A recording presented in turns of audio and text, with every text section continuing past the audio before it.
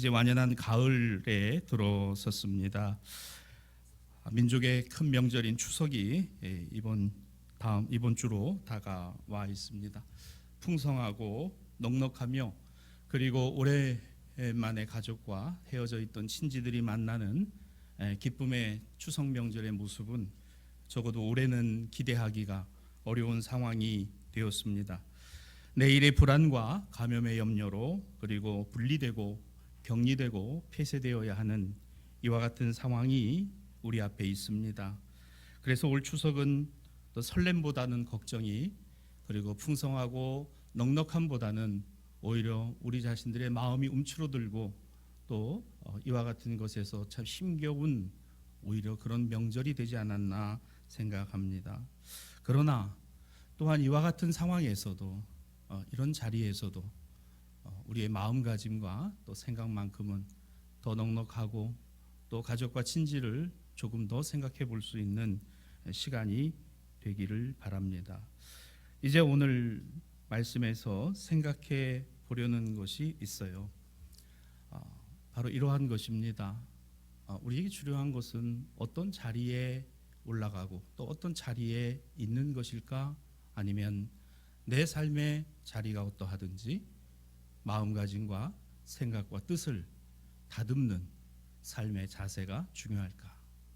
여러분과 함께 생각하려는 것이 이겁니다. 오늘 전체 본문을 아우러서 우리는 어떤 자리가 필요할까? 아니면 어떠한 자세가 필요한 것인가?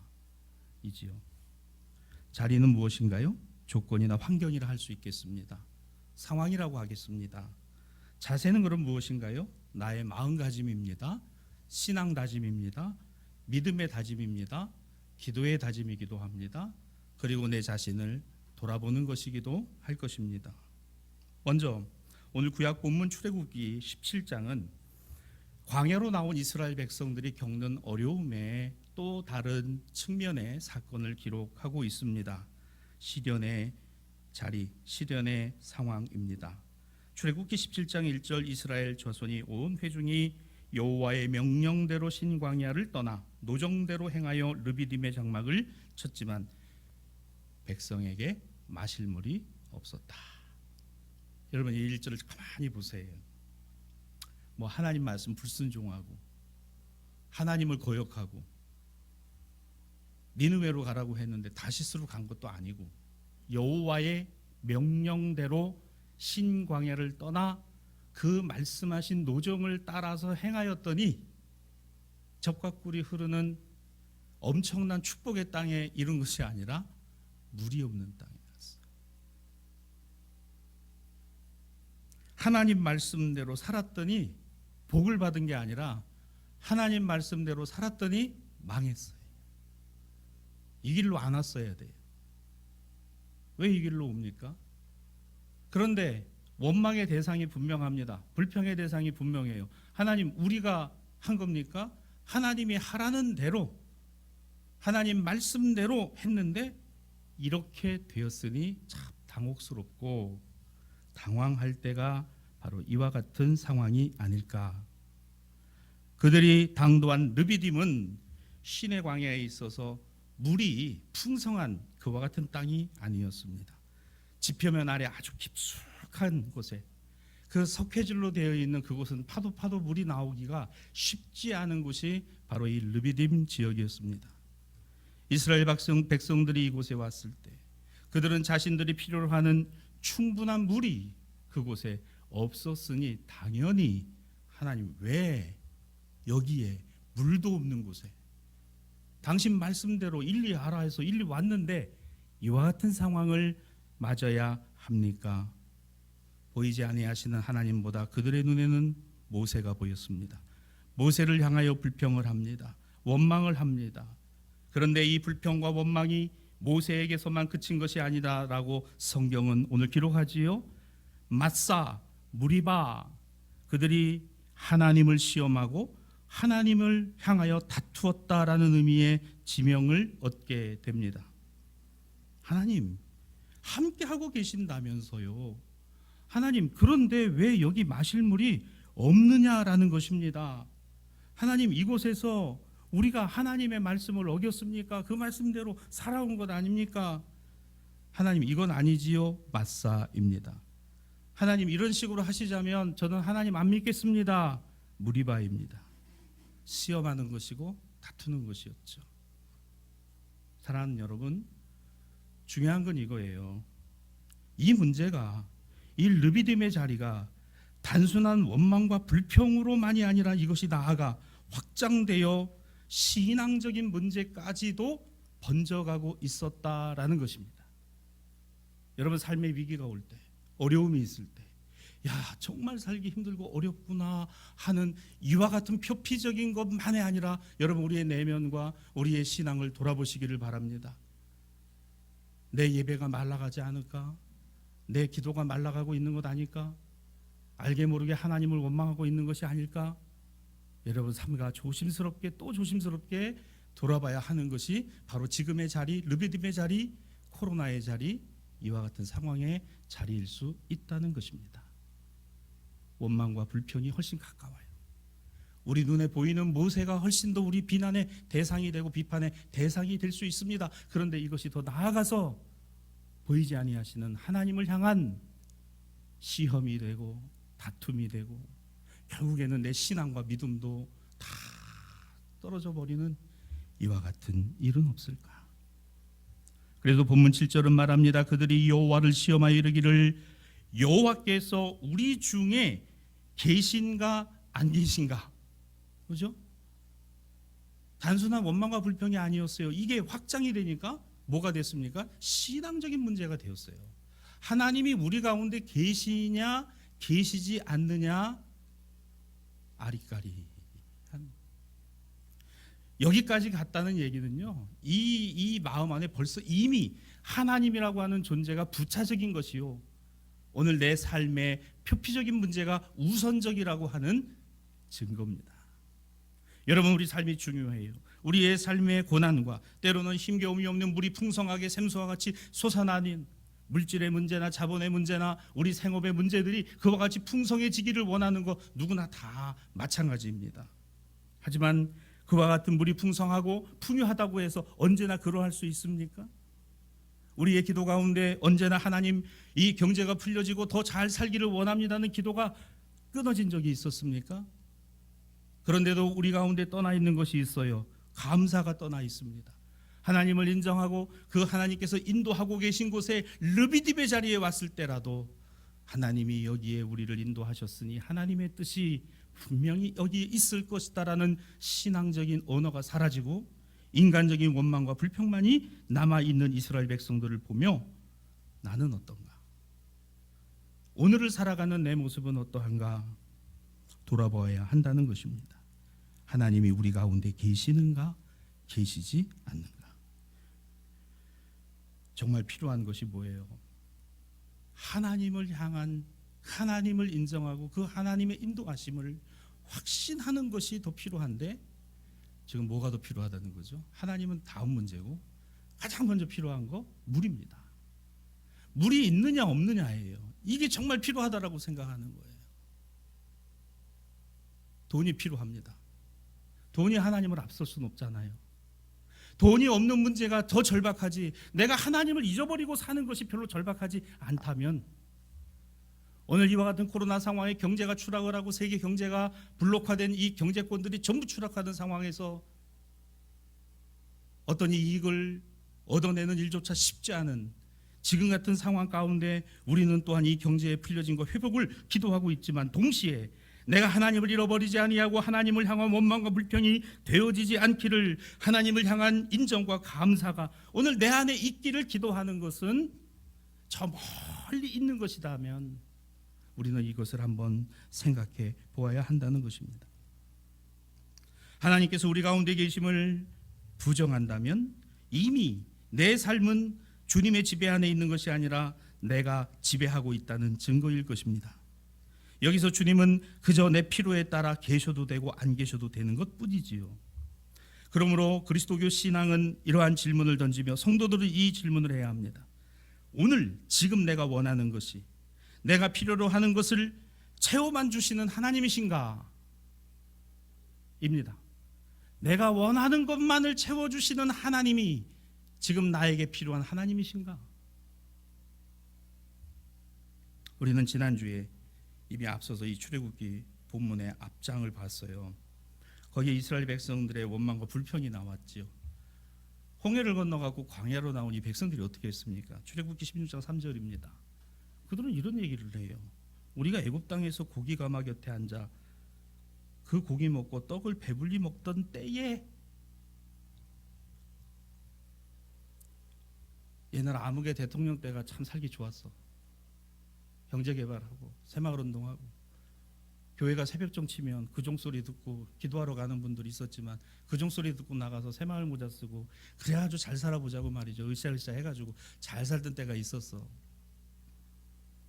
그 또 다른 한면, 인권이 탄압되고 독재와 권력을 강화하고 1인 지배체제를 강화하는 그와 같은 것에서 우리를 놓아주신 하나님의 은혜는 온데간데 없고, 그때가 좋았어. 암흑의 때가 좋았어. 여러분, 이게 우리말에 훨씬 가깝다 그 얘기입니다. 우리가 말하고 표현하는데 여러분 전혀 어색하지가 않잖아요. 신앙은 그게 아닙니다. 그 시대를 살게 하신 것도 하나님, 그보다 더 힘들 때를 살아가게 하신 것도 하나님, 애굽에서도 종살이하던 그들을 잊어버리지 않으신 하나님, 홍해를 건너게 하신 것도 하나님, 광야를 지나게 하시고 그들에게 오늘 이 르비딤까지도 인도하신 이가 하나님, 그리고 궁극적으로는 그 과정 안에서 하나님을 발견하고 하나님의 이름을 부르게 하고 하나님께 예배하는 백성으로 하나님께 예배를 드리는 이와 같은 하나님의 백성으로 변화시키시는 하나님의 능력이 그들 가운데 있었다는 것을 그들은 깨달아야 했습니다. 낮에는 구름 기둥으로 밤에는 불 기둥으로 오늘 시편 기자는 이와 같이 노래하고 있어요. 이것이 우리가 회복해야 될 신앙이고 우리가 가져야 될 믿음이라는 것입니다. 사랑하는 대사의 신앙가족 여러분, 코로나의 자리가 두렵고 코로나의 자리가 염려스럽고 코로나의 자리는 원망과 불평이 훨씬 더 가까울 수밖에 없으나 우리는 기억해야 합니다. 광야의 자리, 현실의 자리에서 애굽에서 있었던 것들이 더 이상 없으니, 옛날에는 이랬는데 지금은 이렇게 되지 않으니, 모자르니, 결핍되어 있으니, 아닙니다. 지금은 광야의 자리잖아요. 애굽의 자리와는 다른 것입니다. 하나님은 여기에서도 이 백성들을 버리지 아니하셨으니 그 증거가 날마다 일용할 양식을 주셨습니다.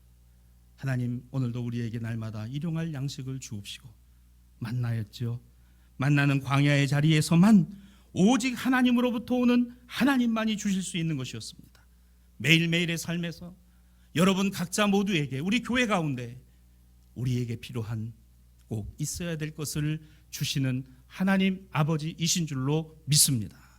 이 믿음으로 하루를 시작하세요. 주님, 오늘도 하나님의 일용할 은혜가 저에게, 우리 가정 및 우리 교회 가운데, 이 나라 이 민족 가운데 있는 줄 믿습니다.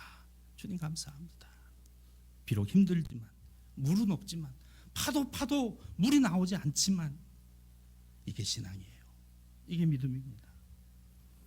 하나님으로부터 오고 하나님만이 주실 수 있는, 만나는 풍성한 것이 아니었어요. 맛있는 것이 아니었습니다. 대단한 것이 아니었습니다. 비교하자면 애굽의 고기와 애굽에서 먹던 떡과는 비교할 수도 없는 그런 것이었어요. 하찮은 것입니다. 이게 뭐야? 라는 원망을 할 수밖에 없는 내용이었으나 하나님이 주신 것이니 하나님 감사합니다. 오늘도 이 만나로 살아갑니다. 여러분, 오늘 본문의 마사와 무리바의 사건은 바로 이 광야에서 일어난 사건과 맥락이 다 있지 않습니까? 원망과 불평은 감사가 없는 거예요. 감사가 사라져버린 것입니다. 본문은 말합니다. 하나님을 굳건히 의지하는가? 지금 은혜 가운데 살고 있는가?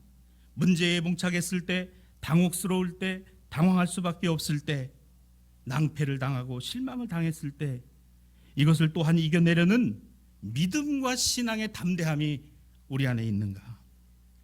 기도를 해도 응답하지 아니하시는 것 같고, 내 삶의 형편을 하나님이 모르시는 것도 같고, 이런 마음이 들고 들어도 또 엎드려 기도하고 또 하나님의 은혜를 구하는.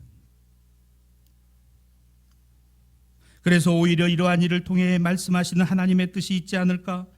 이와 같은 자리에 우리를 두고 계시는 주님의 뜻이 분명히 있지 않을까? 주님의 섭리가 있지 않을까? 그 깊은 밑바닥에, 아니 전혀 물이 나올 것 같지 않은 반석 바위 밑에 물을 숨겨 두고 계시고 이미 두고 계신 그 하나님의 섭리를 우리는 미처 우리 생각과 우리의 인식으로 발견하지 못하는 것뿐이 아닐까? 여러분, 하나님은 우리의 생각 너머에 계시고 우리의 능력 그 이상의 능력의 근원이심을 믿으시기를 바랍니다. 하나님이 여러분의 자녀의 문제를 해결하지 못하시겠어요? 하나님이 여러분 가정의 문제들을 모르시겠습니까? 우리는 어디에서 물을 얻고자 땅을 파고 있습니까? 아니, 하나님이 두고 계신 그것을 바라보고 믿으며 때가 되면 그 바위가 깨어지고 그 물이 솟아나고 하나님이 살아계시다. 오늘 이것이 우리의 신앙과 믿음이 입증되고 이것이 분명히 확인되는 이와 같은 삶이 있을 것을 바라보는 저와 여러분이 되기를 주님의 이름으로 부탁을 드립니다. 우리는 생각하잖아요. 일반적으로 내 이익을 위해서 내 필요가 채워지는 것이어야 한다고. 그러다 성경은 우리에게 이렇게 말합니다. 보다 더 나은 유익을 위해 정작 필요한 것이 무엇인가를 생각하라. 정말 필요한 것이 무엇인가를 생각하라. 정말 무엇이 필요할까요? 자, 두 번째 말씀은 오늘 복음서에서 보겠습니다. 마태복음 21장 23절 이하에 이 본문에서 예수님이 대화를 나누고 계신 장소는 예루살렘 성전입니다. 마태복음 21장 23절 예수께서 성전에 들어가 가르치실 때에 대제사장들과 백성의 장로들이 예수님 앞에 나와서 이렇게 말합니다. 네가 무슨 권위로 지금 하나님의 율법을 전하느냐? 너한테 이 권위를 준 자가 누구냐? 대제사장과 백성의 장로들, 그들은 지금 예수님께서 예루살렘 성전에 들어와 사람들에게 하나님의 말씀을 가르치시는 것을 못마땅하게 생각했습니다. 여러분, 종교에 휘둘려서 신앙의 눈이 멀어버리면 하나님의 아들도 못 알아본다. 종교의 눈이 멀으면 예수님도 못 알아보고 예수를 핍박하는 사울이 됩니다. 종교에 휘둘려서 못 알아보는 거죠. 메시아를 이야기하고 그리스도를 이야기하면서 정작 자신들 앞에 서 계신 분이 메시아요 그리스도라는 것을 못 깨닫는 영적인 소경들, 종교적인 청맹관이들. 그들이 얘기해요. 너 도대체 네가 뭐길래 하나님 율법을 지금 가르치냐? 그들은 산헤드린 공회의 공회원들이었습니다. 이들의 결정은 언제나 최고의 권위를 지녔고 유대인들에게 있어서는 오늘 종교와 신앙의 하나의 지침과 기준이 되는 그러한 노말이었어요. 그러한 기준이었습니다. 이렇게 신앙생활을 해야 된다. 이것이 하나님이 원하시는 것이고 율법은 우리에게 이것을 이야기한다라고 가르치는 이들이 바로 이 대제사장들과 백성의 장로들이었습니다. 그러나 그들의 이러한 것에 동시에 그 책임이 얼마나 막중하고 중요한 것인가. 그런데 어떻어요? 그들은 이 책임을 다 하는 경우보다는 그렇지 않은 경우가 많았다는 겁니다. 특히 곤란한 문제 앞에서는 판단을 유보하거나 아니면 자의적 판단을 하는 경우가 많았던 것이죠. 이 유대 백성들의 신앙의 길을 바르게 잡아주고 그들이 그릇된 길을 갔을 때 오늘 경고하고 오늘 거기서 돌이키도록 해줘야 되는 이들이었음에도 불구하고 아주 애매한 경우에는 명확한 기준과 답을 하지 않았다는 겁니다. 명확해야 돼요. 예와 아니어야 합니다. 예스, 노 분명히 해야 된다는 것이에요. 그런데 그들이 지금 어떻게 했습니까? 본문 27절입니다. 예수님께 그들은 이렇게 말합니다. 예수님의 질문에 대한 답이지요. 우리는 알지 못한다. 여러분, 이런 답이 어디 있어요? 그들이 묻었던 질문이 무엇인가요? 그들이 묻었던 질문은 다른 것이 아닙니다. 너 도대체 무슨 권위를 가지고 지금 율법을 가르치는 거야? 이 성전은 우리 대제사장들과 백성의 장로들이 하는 것이 네가 뭔데 여기 와서 무슨 권위로 하나님 말씀 전하는 거냐? 예수님 말합니다. 예와 아니오라고 안 했어요. 그들이 하듯이 내가 그럼 너에게 물어보자. 저 요단강가에서 있었던 죽은 그 세례 요한의 세례가 하늘로부터 온 것이냐 사람으로부터 온 것이냐? 네 대답하라. 오늘 본문에 나오지요. 하늘로부터 온 것이라 그러면 그럼 왜 믿지 않았느냐의 문제가 될 것이고, 사람으로부터 온 것이라 그러면은 그럼 세례 요한을 따랐던 그 많은 사람들이 그들이 회개하고 돌이킨 것에 대하여 왜 너희는 무관심했느냐. 양쪽에 걸리는 문제가 되니까 그들의 답은 이렇게 나왔습니다. 우리가 알지 못하노라. 예스, 노, 옳고 그름이 아니었어요. 우리는 알지 못한다.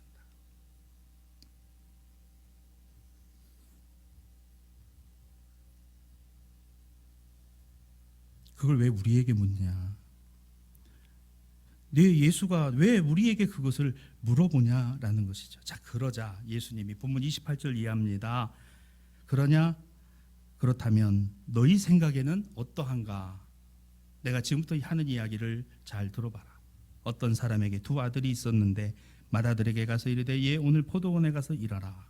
자, 이렇게 시작되는 우리가 알고 있는 두 아들의 비유입니다.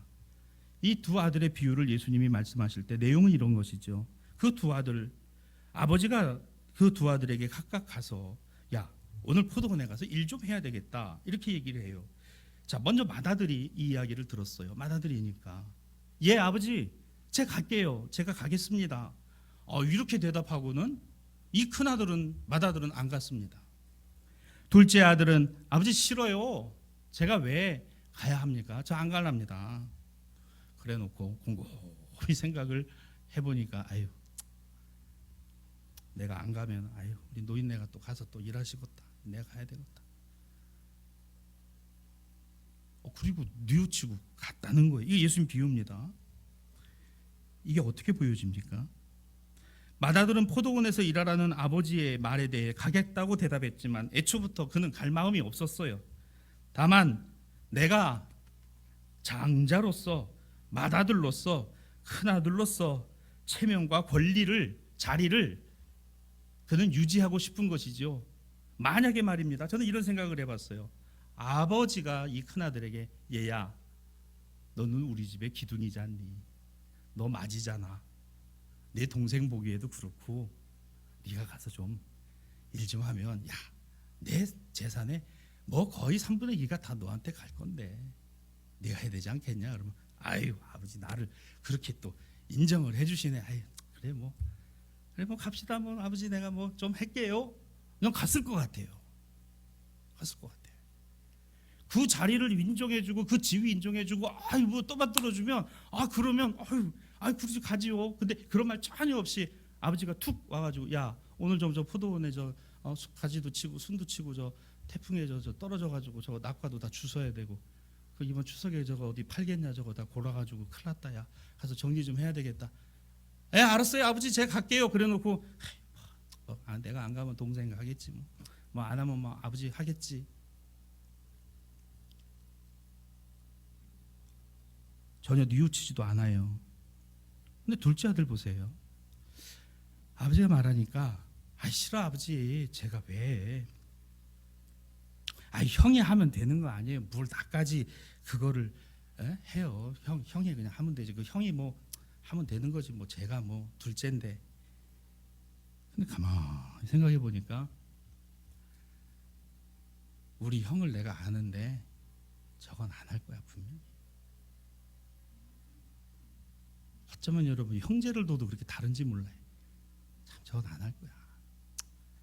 안 하면 우리 아버지 허리도 아픈데 저 고생할 것 같은데 내가 가야 되겠다. 아버지가 저렇게 얘기할 때는 참 그런 너무 일손이 부족할 텐데 그리고 생각을 해보니까 자신의 자세를 좀 이렇게 다시 가다듬어 보니 아이고 이게 아니구나. 이게 아니겠구나. 아버지 내가 할게요. 내가 가서 일을 할게요. 자 본문 30절 보세요. 그 후에 뉘우치고라는 말이 나옵니다. 그 성경에 보면 나오죠. 그 후에 그 후 그러니까 싫어요. 아니에요. 아버지 난 아니에요. 그 형더러 가라 그러세요. 했다가 그 후에 생각해 보니 내 마음, 내 생각을 가만히 모아보니까 아니구나. 그 후에 뉘우치고 이 아들이 갔다. 예수님의 비유 내용입니다. 자, 이 두 아들의 비유를 들려주신 주님께서 대제사장과 백성의 장로들에게 묻습니다. 본문 31절이에요. 야 너희들이 물어보자. 그 둘 중에 누가 아버지의 뜻대로 하였느냐? 참 대답은 잘해요. 생각도 안 해요. 이르되 둘째 아들이니이다. 당연한 거죠. 예수께서 그들에게 이르시되 내가 진실로 너희에게 이르노니 세리들과 창녀들이 너희보다 먼저 하나님 나라에 들어가. 이게 또 예수님의 이 말씀이 저들에게는 엄청난 충격이었던 겁니다. 여러분, 이걸 의역하면 좀 이렇게 표현하죠. 둘째 아들이니이다. 그래, 그러면 너희는 첫째냐 둘째냐? 이래도 될 거를 예수님은 한 걸음 더 나갔어요.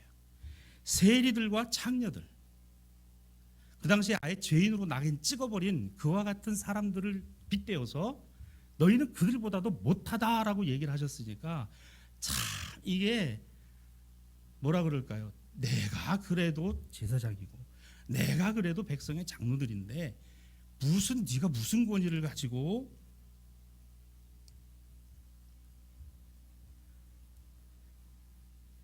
여러분, 예수님의 이 비유의 목적이 무엇입니까? 첫째라는 자리, 둘째라는 자리, 그게 문제가 아닌 거죠. 아버지의 아들이라면 아버지의 아들로서 마땅히 가져야 될 자세가 무엇이냐? 너희가 종교인이라, 너희가 예루살렘 성전 제사장이고 랍비고 율법학자고 바리새인이고 사두개인들이라면, 너희가 정말 교회고 그리스도인이고 성도라면 마땅히 가져야 될 삶의 자세와 신앙의 자세가 어떤 것이냐, 이게 적용입니다. 이어지는 예수님의 말씀을 봅니다. 32절입니다. 너희는 요한을 믿지 아니하였으되 세리와 창녀는 믿었다. 너희는 이것을 보고도 뉘우쳐 믿지 아니하였다. 자, 이게 답이 나왔죠. 예수님 보신 건 그거예요. 너희는 첫째 아들이다. 너희는 첫째 아들이다. 그렇습니다. 아들의 순위가 중요하다는 거 아니에요. 우리가 어떤 자리에 가서 하나님의 영광을 위해서 어떻게 하겠다라고 하는 그것이 지나치면 오만이 되고 교만이 됩니다. 내가 마치 다 아는 것이냐, 하나님의 뜻을 다 안다고. 여러분, 대단히 위험한 신앙생활 중에 하나가 바로 그러한 패턴과 모습들입니다. 내가 어느 자리에 가면, 내가 어떤 자리에 가면, 내가 얼마만큼을 벌면, 내가 어느 정도의 위치에 가면 하나님의 영광을 위해서 이렇게 쓰임받고 이렇게 하기를 원합니다. 여러분, 그것이 나쁘다는 게 아니라 그것이 지나쳐 그것에 매몰되어서 주님을 잃어버리고 내가 무엇이 관대, 내가 누구이 관대라는 것이 사라져버린 첫째 아들 같은 이와 같은 종교인들이 되어지는 것, 주님의 비판을 받을 수밖에 없는 것이라는 겁니다.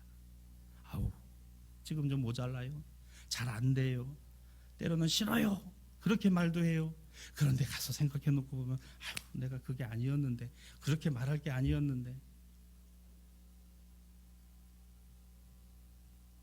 누가 더 주님의 인정을 받는가? 누가 더 우리 하나님의 인정을 받는가? 하나님의 택한 백성 선민이면 뭐합니까? 홍해를 경험하면 뭐예요? 애굽의 10가지 재앙을 견뎌내고 6월절에 신앙과 믿음의 기적들을 경험하면 뭐합니까? 그때뿐인 거예요. 이스라엘 백성들 다 그때뿐이었어요. 끊임없이 그들의 삶의 자리에서 하나님은 그들을 시험하고 그들을 다루시고 그들을 만지시고 하나님의 백성으로 만들어 가시는 하나님은 포기하지 아니하시는 하나님, 끝내 이 백성들을 버리지 아니하시는 하나님이셨다는 겁니다. 오늘의 교회가, 우리 그리스도인들이 첫째 아들 되려고 하지 말고 둘째 아들임을 인정하고 둘째 아들의 은혜를 주시기를 기도하십시다.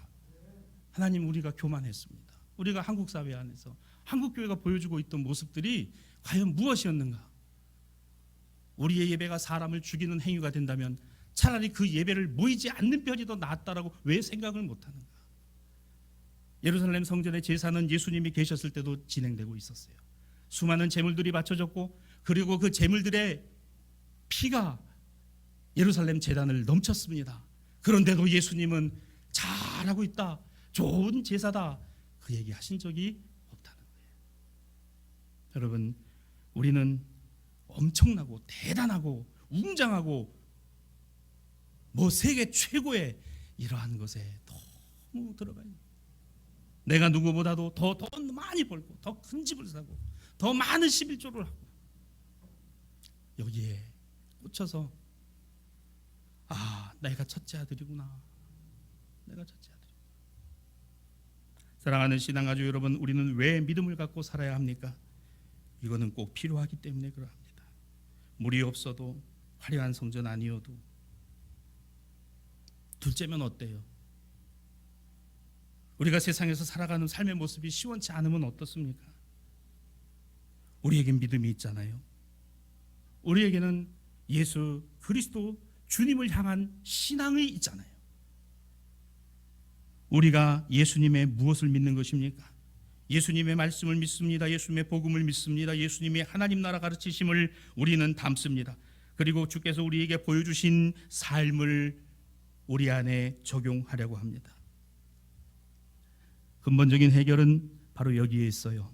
나를 향한 하나님의 사랑과 은혜 안에서 예수 그리스도를 통한 변화입니다. 오늘 서신서의 말씀 빌립보서 2장 5절 이하의 말씀을 봅니다. 너희 안에 이 마음을 품으라. 곧 그리스도 예수의 마음이니 그는 근본 하나님의 본체시나 하나님과 동등됨을 취할 것으로 여기지 아니하시고 오히려 자기를 비워 종의 형체를 가지사 사람들과 같이 되셨고 사람의 모양으로 나타나사 자기를 낮추시고 죽기까지 복종하셨으니 곧 십자가에 죽으심이라. 아들의 자리, 하나님 아들의 자리는 대단한 자리이지요. 예수님 자리를 주장하신 게 아니잖아요. 오히려 자기를 비워 종의 형체를 가지사 사람들과 같이 되셨고, 우리 예수님은 아들의 자리보다 아버지의 아들이 가져야 될 자세를 친히 보여주신 겁니다. 사랑하는 여러분, 그리스도인, 구원받은 하나님의 백성과 성도라고 하는 이와 같은 자부심이 우리 안에 있습니까? 그런데 이와 같은 자부심이 우리에게서 동시에 하나님의 구원하심을 받은 자녀로서의 거룩하고 복된 삶의 자세들이 온전히 우리 마음과 심령 안에 세워지고 있는가를 점검하십시오. 예수께서는 당신의 권리와 지위를 주장하지 않으셨습니다. 오늘 이 설교의 서두에서 말씀드린 것처럼 우리에게 정말 필요한 것이 자리입니까? 자세입니까? 그렇습니다. 자리의 문제가 아니에요. 자세의 문제인 겁니다. 코로나가 지나가겠어요? 지나갈 겁니다. 이와 같은 어려움이 올 때 우리는 또 대비하겠죠. 아니, 어쩌면 우리가 생각할 수 없는 더 많은 어려움과 그와 같은 일들이 다가올 수도 있습니다. 그때마다 우리는 오늘의 이 일을 통하여 우리의 신앙의 자세, 삶의 자세, 예배의 자세, 기도의 자세, 그리고 우리의 마음의 다짐들, 예수님은 우리와 같은 자리로 오셨다라고 얘기를 합니다. 하나님이 우리와 같은 사람이 되셨다. 여러분, 이게 쉬운 것이겠어요? 참 그게 힘듭니다. 예수님처럼 하기가 쉽지 않아요. 그러나 그렇게 해야 한다는 것을 인정하고 아는 것이야말로 그리스도인이고 성도인 줄로 믿습니다. 그렇게 해야 하는 건데 우리가 그렇게 하지 못하는 안타까움과 아쉬움들이 아예 없는 건 아닐까, 아예 사라져버린 것은 아닐까 걱정하는 것이죠. 우리는 자기의 이익을 추구하는 이기적인 교인이 아니라 나 아닌 다른 사람의 유익을 구하는 이타적인 그리스도의 사람이어야 한다. 오늘 성경이 우리에게 교훈하는 것입니다. 말씀을 정리합니다. 사실 우리가 조금만 믿음대로 살려는 의지만 있어도 우리의 예배가 다르고 기도가 다를 것이에요. 분명히 그렇습니다. 신앙의 모습이 다르고 믿음의 모습이 달라요. 예배당에 와서 예배드리지 못하는 아쉬움이 큰 만큼 가정에서 정말 진실된 예배를 드리려고 하는 삶의 자세가 있는 반면에 예배당에서 예배를 드리지 못하니까, 가정에서 예배가 안 되니까 아예 예배 드리지 말자. 똑같은 자리지만 그 모습은 완전히 다르다라는 것입니다. 사랑하는 여러분, 말이 다르고 행동이 다르고 표정이 다르고 몸짓이 다른 이유는 우리가 그리스도인으로서의 삶의 모습뿐만 아니라 신앙의 모습이 하나님 앞에서와 세상 가운데 보여진다는 것입니다. 교회에서의 자리보다 중요한 것이 있다면 교회다운 자세인 것이죠. 교회를 말하기 전에 교회다워야 한다라는 것입니다. 그리스도인이 마찬가지인 것이죠. 그냥 세상 일에 너무 신경을 쓰다가 주님의 손길, 주님의 도우심, 주님의 붙들어 주심을 깨닫지 못한다면 이와 같은 불행함이 어디에 있겠습니까? 오늘 이 나라와 이 민족을 주님이 붙드시고 이끌어 주시는 줄로 믿습니다. 참 어렵고 힘들어요. 코로나 상황인데 참 올해는 어느 것도 예측하고 계획하고 실행하기가 정말 쉽지 않은 그와 같은 때입니다. 이 와중에 아직 명확히 밝혀지진 않았지만 민간인이 북한군에 의해서 사살되는 참 충격적인 일이 있었습니다. 북한의 지도자가 사과를 했지만 아직 그 내용 전체가 밝혀진 것도 없어요. 한번 생각해 봅니다. 지금의 대통령과 정부를 향한 비난, 저는 타당한 면이 있다고 생각을 해요. 왜? 과거 정권의 반면교사가 있기 때문에 그러하죠. 대통령은 뭘 했느냐? 국방부는 뭘 했느냐? 그렇습니다. 그러나 동시에 아주 근본적인 문제가 하나 있어요. 한반도의 이 분단과 휴전의 상태가 지속되는 한 이와 같은 우발적 내지는 전혀 생각할 수 없는 충돌과 오해는 많이 쌓아져 갈 수밖에 없다라는 사실입니다. 이걸 해소할 수 있는 방법이 뭘까? 남북 간의 북미 간의 평화협정 체결을 해서 전쟁을 종식하고 그리고 전쟁을 하지 않겠다는 국제적인 약속이 필요하다는 거, 여러분 이거 마땅하고 당연한 거예요. 물론 우선순위의 문제가 있겠죠. 근데 그것조차도 종전선언이 필요하냐? 그것을 하면 안 된다라고 말하는 것은 그거는 다분히 정치적인 수사에 불과한 것입니다. 이와 같은 분단의 상황이 지속되기 때문에 그와 같은 일이 일어나고 있지 않습니까? 무고한 목숨이, 생명이 그렇게 무참하게 시신도 찾지 못하는 이와 같은 상황이 지금까지 이어지고 있고 앞으로도 이어지고 있는 것이라면 우리의 자녀 세대와 다음 세대들에게 과연 우리는 무엇을 줄 수 있을까? 이것을 생각해 봅니다. 사랑하는 여러분, 지금 정부와 정권도 정신 차려야 될 부분이 참 많다고 생각을 합니다. 국민들에게 실망을 주고 어떤 면에서는 대통령의 귀를 막고 있는 것 아닐까, 눈을 막고 있는 부분이 있지는 않을까, 이와 같은 우려되는 지점들이 한두 군데가 아닙니다. 그러나 기억하십시오. 우리는 역대 어느 정권에서도 지금이 살만하다라고 기도한 적이 없어요. 보다 더 나은 시대와 세상을 바라보고 기도했고 하나님의 도우심이 이 정부와 그리고 권력자들, 위정자들과 함께 주시기를 기도했다는 것 기억하시기를 바랍니다. 지금이 그 기도가 필요한 때입니다. 주님, 첫째 아들이 아니라 둘째 아들입니다. 주님, 첫 아들이셨던 예수께서 우리에게 보여주셨던 그 모습처럼 우리도 그와 같은 삶을 살아가기를 원합니다가 저에게서나 여러분에게서 다짐되는 오늘 이 아침이 되시기를 주님의 이름으로 부탁을 드립니다. 우리에게 무엇이 필요할까? 꼭 필요한, 정말 필요한 것이 무엇일까? 세상은 어떤 교회와 그리스도인들을 필요로 할 것인가를 생각하십시오. 기도하겠습니다.